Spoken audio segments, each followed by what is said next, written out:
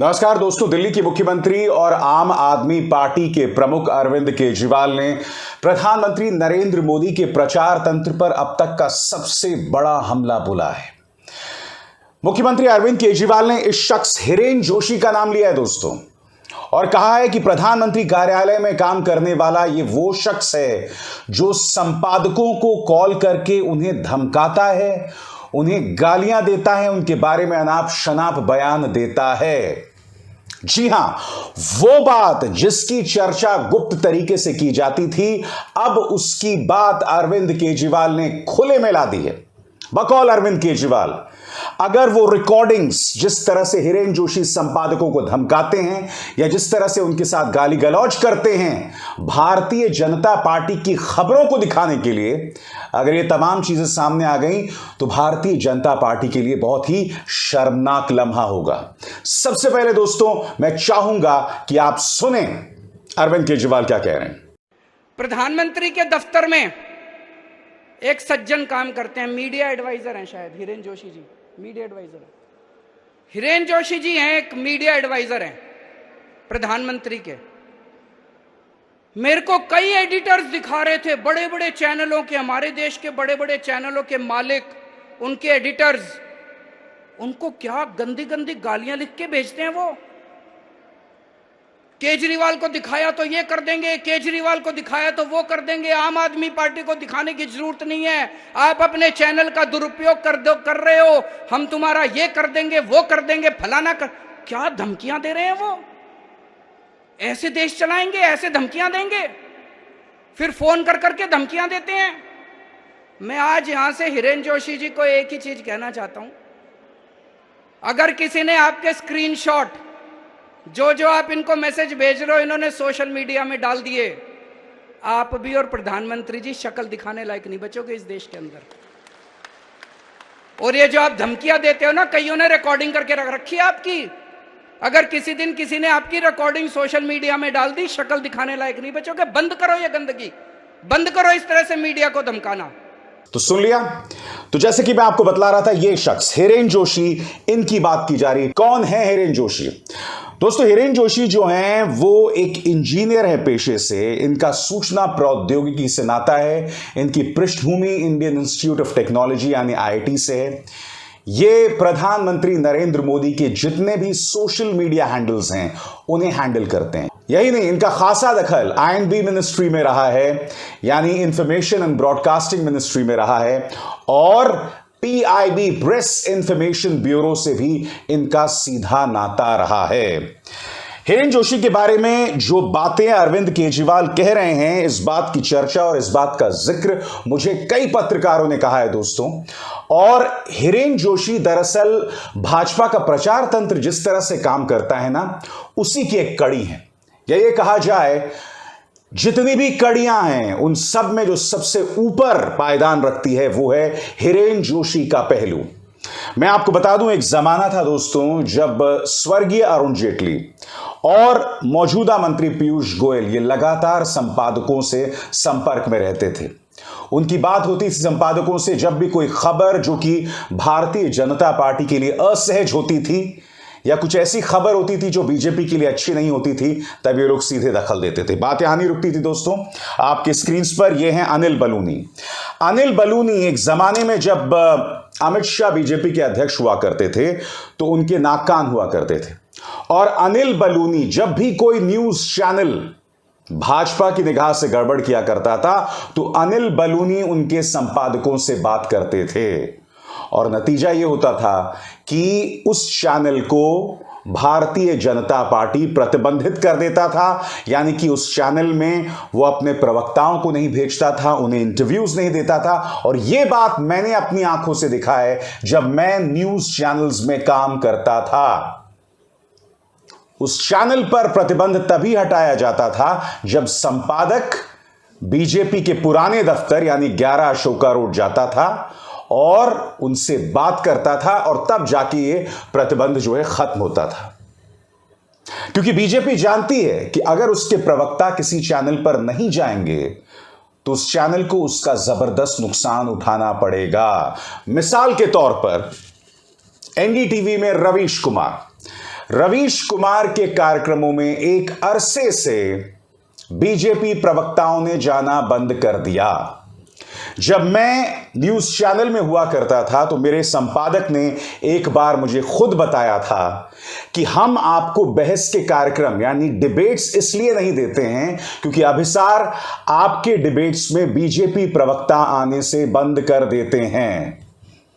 इस तरह से ये लोग काम करते हैं दोस्तों, इस तरह से ये लोग आपके करियर के साथ खिलवाड़ करते हैं। क्योंकि जब संस्था देखती है कि एक पत्रकार को हाशिए पर रखा जा रहा है, एक पत्रकार को आइसोलेट किया जा रहा है, उस पर बीजेपी पाबंदी लगा रही है, तो संस्था उस पत्रकार को बैक करने में यानी कि उस पत्रकार को बढ़ावा देने में हिचकती है और नतीजा आपके सामने है।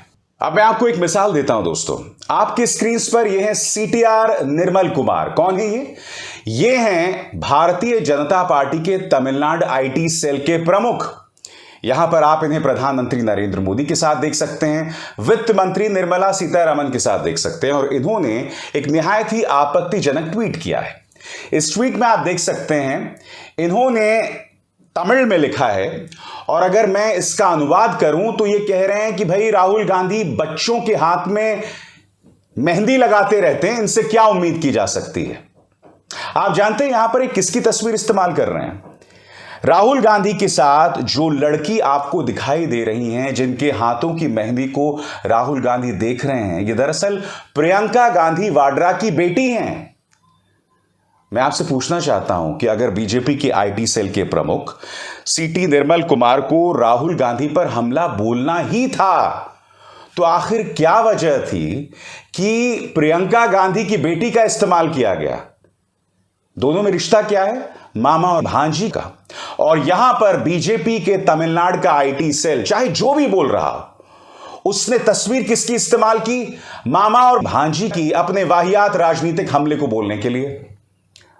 और ये पहली बार नहीं हुआ है। आपको याद होगा कि नेहरू की कुछ तस्वीरें जो हैं वो वायरल की गई थी कि देखिए नेहरू जो हैं महिलाओं के साथ कितने घुल मिलकर बात कर रहे हैं। अब उसमें जो तस्वीरें थीं वो नेहरू की उनकी बहनों के साथ तस्वीरें थीं, उनके अपने रिश्तेदार जो थीं उनके साथ उनकी तस्वीरें थीं। मगर बीजेपी का जो दिमाग है, संघ की जो सोच है, उसके अंदर यही सब होता है दोस्तों। और वही सोच सीटी निर्मल कुमार के रवैये में भी दिखाई देती है। सीटी निर्मल कुमार कह रहे हैं कि मैंने कोई अश्लील बात नहीं की, मगर मेरा सीधा सवाल कि तुम्हें क्या जरूरत थी राहुल गांधी की भांजी का इस्तेमाल करने के लिए, उन पर हमला बोलने के लिए? क्या राहुल गांधी की जो भांजी हैं या प्रियंका गांधी वाड्रा की जो बेटी हैं वो एक राजनीतिक व्यक्तित्व हैं? क्या एक मामा और भांजी के रिश्ते के बारे में आपको इस तरह की बातें कहने की जरूरत है? ये तमाम सवालात हैं जिससे बीजेपी आईटी सेल बच नहीं सकता कि आखिर क्या वजह है कि तमाम पॉलिटिकल पार्टीज, चाहे बीजेपी, चाहे कांग्रेस, चाहे आम आदमी पार्टी, इन तमाम आईटी सेल्स में सबसे ज्यादा अश्लील, सबसे ज्यादा वाहियात बातें बीजेपी का आईटी सेल करता है। हालांकि एक बात स्पष्ट कर दूं, अरविंद केजरीवाल ने बेशक हिरेन जोशी की बात की हो, मगर अरविंद केजरीवाल का खुद का जो आईटी सेल है वो बहुत बदनाम है दोस्तों। अरविंद केजरीवाल की आप आलोचना करो और ये आप पर इस तरह से चढ़ जाते हैं कि जिसका कुछ नहीं कहना। और मैं आपको एक और मिसाल बताता हूं जो मैं आपको पहले बता चुका हूं। मुझे याद है कि शाहीन बाग में अरविंद केजरीवाल की चुप्पी और उसके बाद लॉकडाउन को लेकर उनका जो रवैया था, दिल्ली के दंगों को लेकर उनकी जो खामोशी थी, उस पर मैंने कुछ टिप्पणियां की थी अपने कार्यक्रम में। अरविंद केजरीवाल जो अरसे से मुझे ट्विटर पर फॉलो कर रहे थे, उन्होंने मुझे अनफॉलो कर दिया। तो मुझे लगता है कि अरविंद केजरीवाल ने कहने को बहुत वाजिब बातें कही हैं, मगर आलोचना से अरविंद केजरीवाल भी घबराते हैं। बहरहाल मुझे इस बात की खुशी है कि ट्विटर पर ना प्रधानमंत्री नरेंद्र मोदी मुझे फॉलो करते हैं, ना राहुल गांधी मुझे फॉलो करते हैं, और ना अरविंद केजरीवाल, और ना अखिलेश यादव, ना मायावती, कोई बड़ा नेता फॉलो नहीं करता, क्योंकि इस मंच पर मैं सभी की आलोचना करता हूं जो गलत करता है। और हां, जो सत्ता में है उसकी आलोचना करता हूं, क्योंकि मेरा मानना है कि सत्ता पक्ष और विपक्ष में बराबरी नहीं हो सकती। एक वो है जिसके हाथ में ताकत है, एक वो है जो विपक्ष है। बहरहाल अरविंद केजरीवाल ने जो बयान दिया है ना दोस्तों, उससे खलबली मच गई है। उससे खलबली क्या मच गई है कि मीडिया मुश्किल में पड़ गया है।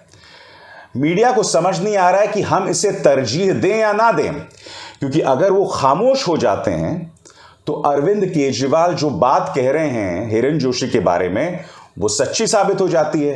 अरविंद केजरीवाल ने क्या बोला कि हिरेन जोशी संपादकों को बुलाकर उन्हें धमकाते हैं, फोन करके उनके बारे में अनाप शनाप चीजें बोलते हैं, गालियां तक देते हैं। अब मीडिया इस पर खामोश है। इनकी खामोशी का क्या मतलब है कि हिरेन जोशी के बारे में अरविंद केजरीवाल ने जो कहा वो सही है।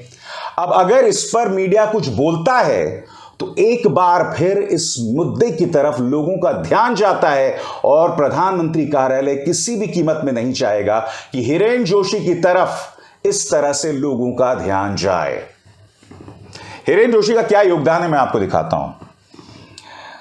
आपको याद है प्रधानमंत्री नरेंद्र मोदी के जन्मदिन पर चीता चालीसा हुआ था। चीता को लेकर कितनी बातें हुई थी, कितने मीम्स बनाए गए थे। दोस्तों मीम्स बनाने की जरूरत नहीं थी आपको इस मुद्दे पर मजाक उड़ाने की जरूरत नहीं थी। आपकी स्क्रीन पर देखिए, यह है Bharatiya Janata party I mean to से एबीपी न्यूज के एक पत्रकार, और इन्होंने जो टी शर्ट पहनी है ना दोस्तों, वो भी चीता वाली टी शर्ट। यानी कि प्रधानमंत्री नरेंद्र मोदी नामीबिया से चीता लेकर आए और एंकर ही चीता बन गया। मैं तो सोच रहा हूं अगर प्रधानमंत्री नरेंद्र मोदी ने किसी और देश से मोरनी लेकर आते तब ये एंकर्स क्या करते। यह है योगदान बीजेपी के प्रचार तंत्र का। यह है उनका असर कि एंकर्स खुद चीते, मोरनी और अन्य जानवर बन जाते हैं। मैं आपसे पूछना चाहता हूं, क्या कहना चाहेंगे आप इस तस्वीर के बारे में, जहां एंकर जो हैं वो खुद वो टी शर्ट पहनी हुई है जिसमें चीते का प्रिंट है। एबीपी न्यूज तो चलो दूर की बात है, आप देखिए एनडीटीवी की इस एंकर ने भी, जो आप देख सकते हैं कोट के अंदर जो टी शर्ट पहना हुआ है वो भी चीते का प्रिंट है। गोदी मीडिया की मजबूरी तो समझ आती है, मगर एनडीटीवी की क्या मजबूरी है भाई, बताइए। कहीं ऐसा तो नहीं जो मोदी जी के परम मित्र हैं अडानी जी, वो एनडीटीवी पर जो कब्जा करना चाहते हैं उसी का कुछ परिणाम दिखाई दे रहा है। वाकई दोस्तों 2014 से पहले मीडिया का यह दयनीय रुख हमने कभी नहीं देखा था और आज आपके सामने उसका रुख है। बहरहाल अरविंद केजरीवाल ने हिरेन जोशी का जिक्र क्या किया, भारतीय जनता पार्टी बुरी तरह से बौखला गई। आपके सामने यह संबित पात्रा ने एक बार फिर देश की जनता के सामने गलत बयानी की है। वो कह रहे हैं कि अरविंद केजरीवाल जजों पर हमला बोलते हैं, मीडिया पर हमला बोलते हैं। दरअसल वो खुद पर ध्यान दें, यहां क्या बोल रहे हैं मैं आपको बतला दूं। संबित पात्रा ये कह रहे हैं कि जज को हटाने की गुजारिश अरविंद केजरीवाल से की गई थी सत्येंद्र जैन मामले में, जो अपने आप में गलत जानकारी है, गलत बयानी कर रहे हैं संबित पात्रा। सबसे पहले मैं चाहूंगा 30-40 सेकंड में सुनिए संबित पात्रा ने कहा क्या था। आज इन्होंने कहा कि जज बदल दिया। सत्येंद्र जैन जी के लिए आप तो ऑनेस्टी का सर्टिफिकेट लेके घूम रहे थे कि ये बड़े सचोट व्यक्ति है सत्येंद्र जैन। जज बदल दिया, एक प्रक्रिया होती है इंडियन जुडिशरी की। ये जज बदलने, किसका ट्रांसफर होता है, कौन जज किस कोर्ट से किस कोर्ट में जाएगा, ये भारतीय जनता पार्टी या पॉलिटिशियन नहीं करते हैं। ये जजों के ऊपर आपके लोग चोरी डकैती में पकड़े जाएं, भ्रष्टाचार में पकड़े जाएं और जेल के अंदर जाएं तो आप जजों के ऊपर उंगली उठाएंगे। अब यह जानकारी जो संबित पात्रा दे रहे हैं दोस्तों सरासर गलत है, क्योंकि एनडीटीवी के पत्रकार अरविंद गुणशेखर ने इस पर जानकारी दी है। उन्होंने कहा there seems to be a miscommunication here. It is ED's counsel ASG Raju who sought for transfer of the court on Satyendra Jain's bail plea and not vice versa। Arvind Gunashekar कह रहे हैं कि भाई सत्येंद्र जैन ने नहीं, खुद प्रवर्तन निदेशालय ने जो दबिश डाल रही है सत्येंद्र जैन पर, उन्होंने गुजारिश की थी कि कोर्ट का ट्रांसफर किया जाए या जज का ट्रांसफर किया जाए। मगर संबित पात्रा जानते हैं कि वो देश की जनता को झूठ बोल सकते हैं, गलत बयानी कर सकते हैं, और यहां पर अरविंद गुणशेखर उन्हें पूरी तरह से एक्सपोज कर रहे हैं। हकीकत यह है दोस्तों कि बीजेपी का प्रचार तंत्र, भाजपा के नेता कुछ भी कह सकते हैं, मगर जाहिर सी बात है इन पर अंकुश डालने के लिए, इन पर सवाल करने के लिए, इन्हें हकीकत से इनका परिचय कराने के लिए कोई मौजूद नहीं है। इसलिए धड़ल्ले से इनकी रफ्तार जो है वो जारी है। मगर इस मंच पर हम सवाल करते हैं दोस्तों, और वो सवाल हम करते रहेंगे। अभिसार शर्मा को दीजिए इजाजत। नमस्कार।